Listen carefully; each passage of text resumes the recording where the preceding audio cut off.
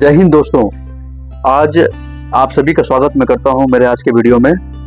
आज का मेरा वीडियो है महाराष्ट्र राज्य के पालघर जिले में स्थित एक शहर जिसका नाम है नालासोपारा का।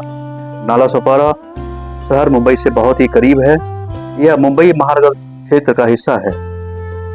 नालासोपारा वसई विरार नगर निगम द्वारा शासित है। यहाँ पर दो बड़े बड़े गांव हैं, नाड़ा गांव और सोपारा गांव। इन्हीं दोनों गांव को जोड़कर बाद में नालासोपारा कहा जाने लगा।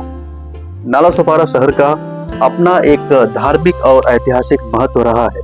प्राचीन काल में नालासोपारा का नाम सुरपारक हुआ करता था। सूर मतलब बहादुर और परका मतलब शहर, यानी बहादुरों का शहर। प्राचीन काल में यह भारत के पश्चिमी तट पर सबसे बड़ा शहर था, जो भारत के प्रमुख बंदरगाहों में से एक था, जो मिस्र, कोचीन, अरब, ग्रीक, रोम, मेसोपोटामिया और पूर्वी अफ्रीका के साथ व्यापार किया करता था। नालासोपारा में नारियल के पेड़, आम के पेड़ देखने को मिलते हैं। यहाँ पर कई तरह की खेती की जाती है, जैसे धान की खेती और कई तरह की सब्जियों को भी उगाया जाता है। और यहाँ पर विशेष रूप से कई तरह के फूलों की भी खेती होती है। नालासोपारा महत्वपूर्ण व्यापारिक केंद्र के अलावा एक बौद्ध धर्म का भी केंद्र था। इसका उल्लेख बौद्ध ग्रंथों में मिलते हैं। तो चलिए चलते हैं भगवान बुद्ध के समय के प्राचीन स्मारक यानी बुद्ध स्तूप को देखने और उसका इतिहास जानने। तो दोस्तों, अब हम पहुंच गए हैं नालासोपारा के सोपारा गांव में, जो रेलवे स्टेशन से लगभग 3 किलोमीटर की दूरी पर है और वेस्ट में है। यहाँ पर भगवान बुद्ध के समय का प्राचीन स्तूप है, जो ASI यानी आर्कियोलॉजिकल सर्वे ऑफ इंडिया की देखरेख में है। और ये देखिए मुख्य द्वार बनाया गया है, जिसमें कई तरह के चित्र आपको देखने को मिलते हैं।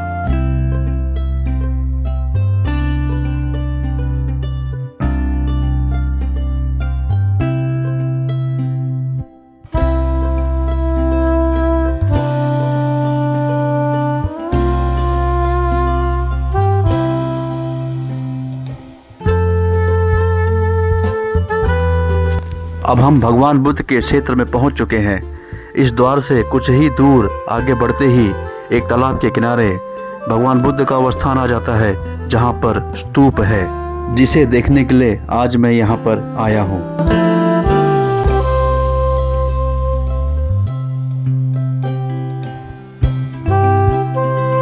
सबसे पहले मैं भगवान बुद्ध का दर्शन करूंगा और बुद्ध स्तूप को देखूंगा। उसके बाद मैं चलूंगा समुद्र के किनारे, जिसे कहते हैं कलम बीच।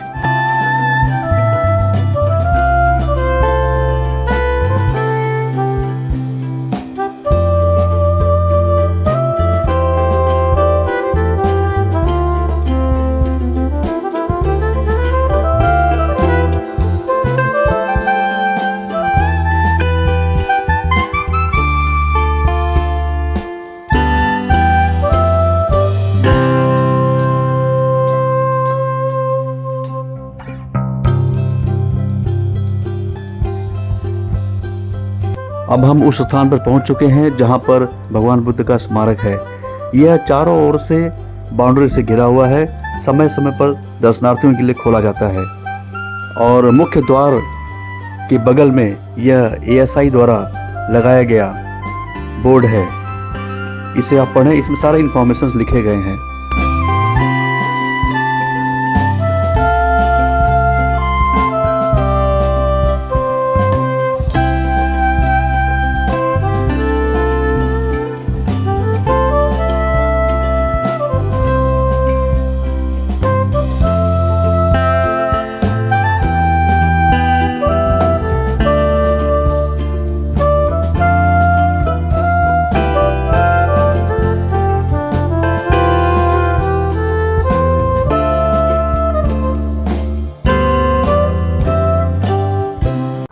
दोस्तों, हम फाइनली भगवान बुद्ध के उस पवित्र स्थान पर आ गए हैं।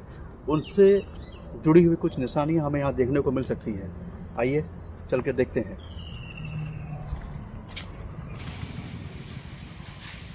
भीतर प्रवेश करते ही बहुत बड़ा गार्डन दिखाई देता है। यहाँ पर तरह तरह के फूलों वाले पौधे देखने को मिलते हैं। साथ ही साथ ऊंचे ऊंचे नारियल के पेड़ और आम के पेड़ भी देखने को मिलते हैं और कई तरह के पंछियों की आवाज़ें भी यहाँ पर गूंजती रहती हैं। यह प्लेस बिल्कुल पीसफुल है।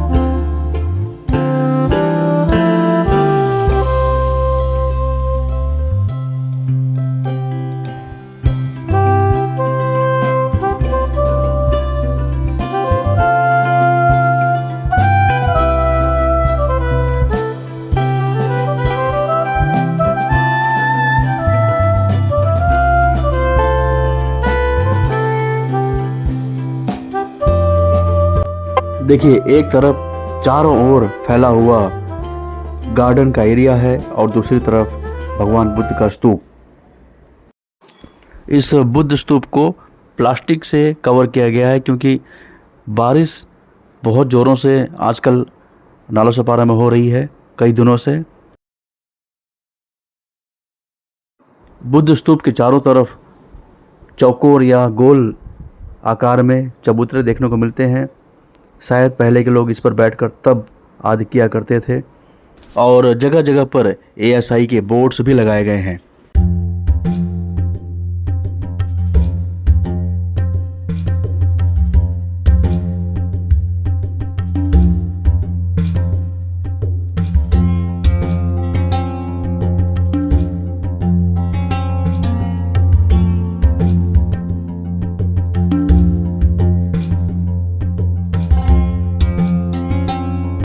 नालासोपारा के इस स्तूप के जीर्णोद्धार और विकास के लिए तथा इस दुर्लभ प्राचीन बौद्ध स्तूप को अंतर्राष्ट्रीय पर्यटन केंद्र का दर्जा देने के लिए भारत सरकार की तरफ से कुल 16 करोड़ रुपए की राशि 2011 में दी गई है, जिसमें मुंबई महानगर प्रदेश विकास प्राधिकरण यानी MMRDA द्वारा 10 करोड़ रुपए और केंद्र सरकार द्वारा 5 करोड़ रुपए और वसई विरार महानगर पालिका द्वारा 1 करोड़ रुपए यानी कुल 16 करोड़ रुपए की राशि दी गई है।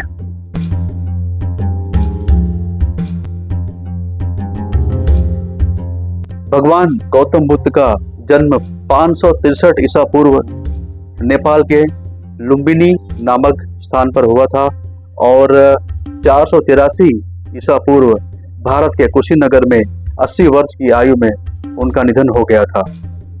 बचपन में गौतम बुद्ध का नाम सिद्धार्थ था और उनके पिता का नाम सुधोधन और मां का नाम माया देवी था। 29 वर्ष की आयु में गौतम बुद्ध ने सांसारिक जीवन त्याग दिया। 6 वर्ष की कठोर तपस्या के बाद उन्हें बिहार के बोध गया में बोधि वृक्ष के नीचे ज्ञान प्राप्त हुआ, जिसे बुद्धत्व कहते हैं, जिसके बाद वे गौतम बुद्ध कहलाए। गौतम बुद्ध ने बौद्ध धर्म की स्थापना की और उनकी शिक्षाएं आज भी लोगों के लिए प्रेरणादायक हैं। तो यहाँ पर भगवान बुद्ध की बहुत ही प्राचीन प्रतिमा रखी गई है और भगवान बुद्ध का यह स्तूप को कवर किया गया है और यह आर्कियोलॉजी सर्वे ऑफ इंडिया के देख रेख में है। यह पूरा स्थान, यह मेन स्तूप हुआ करता था जहाँ पर लोग बैठ करके, उस समय के लोग बैठ करके तप आदि किया करते थे। उस चीज़ को, इसमें बारिश का मौसम है, बारिश से बचाने के लिए प्लास्टिक से कवर कर दिया गया है। भगवान बुद्ध के 10 प्रमुख उपदेश इस प्रकार हैं। अहिंसा, सत्य, अस्तेय, अपरिग्रह, ब्रह्मचर्य, मध्यम मार्ग, अनासक्ति, सम्यक दृष्टि, सम्यक कर्म और सम्यक समाधि। बौद्ध धर्म का लक्ष्य मानव समाज में दुख का अंत करना है। आत्मचिंतन के साथ ही साथ आत्मा और परमात्मा का बोध भी कराना है। यहाँ आने के बाद सही में भगवान बुद्ध के सानिध्य में होने का एहसास होता है। बहुत ही सुकून और शांति से भरा यहाँ का परिसर है। इस स्तूप को देखने और भगवान बुद्ध का दर्शन करने के लिए आप यहाँ पर कभी भी आ सकते हैं। आपको यहाँ पर आने के बाद ASI द्वारा लिखे गए सभी नियमों का पालन करना चाहिए। यहाँ पर किसी भी तरह का नुकसान करना और अश्लीलता फैलाने पर कानूनी कार्रवाई का प्रावधान है। इस बात का विशेष ध्यान रखें। समय समय पर यहाँ पर धार्मिक कार्य होते रहते हैं, इसलिए यहाँ पर पानी और वॉशरूम की अच्छी व्यवस्था की गई है। ये देखिए सामने गूलर का पेड़ है और गूलर के फल नीचे से ऊपर तक लदे हुए दिख रहे हैं।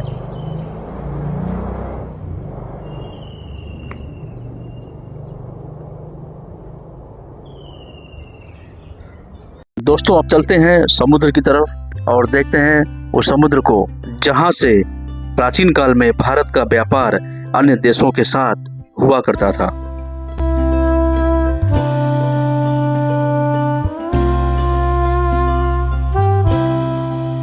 तो दोस्तों, फाइनली अब मैं समुद्र के किनारे आ गया हूँ। इसका नाम है कलम बीच।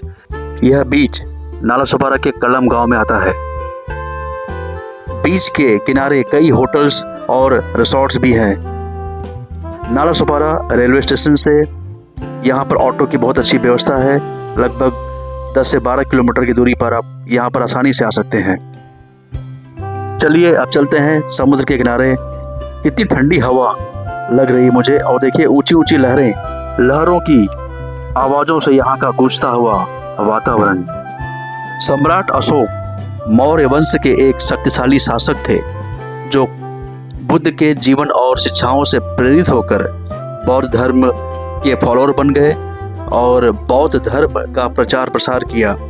इसी सिलसिले में ऐसा बताया जाता है कि वे यहाँ पर भी आए थे इसी समुद्र के रास्ते से होकर। तो चलिए अब चलते हैं समुद्र के बिल्कुल पास और देखते हैं समुद्र में उठने वाली ऊंची ऊंची लहरों को और सुनते हैं उनमें से आने वाली आवाज़ों को।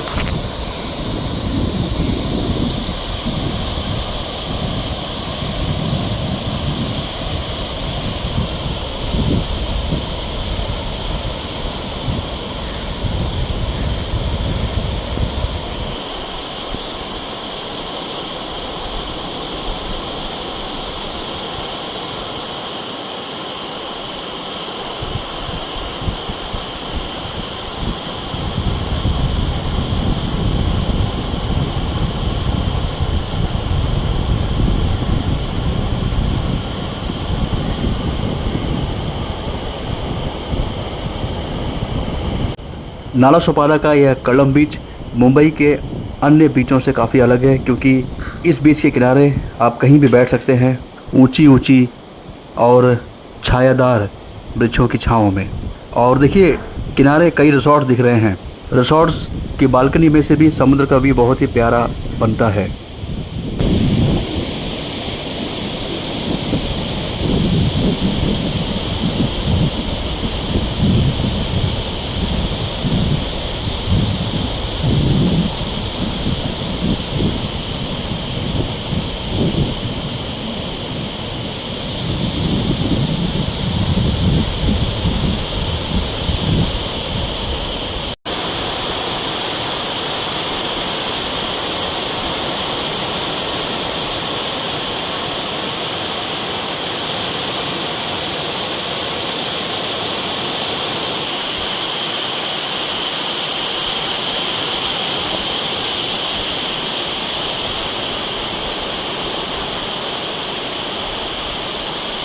आई होप कि आपको आज का मेरा वीडियो बहुत ही अच्छा और इन्फॉर्मेटिव लगा होगा।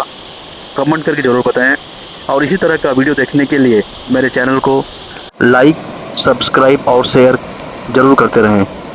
आप सबका समय देने के लिए बहुत बहुत धन्यवाद। Thank you. जय हिंद।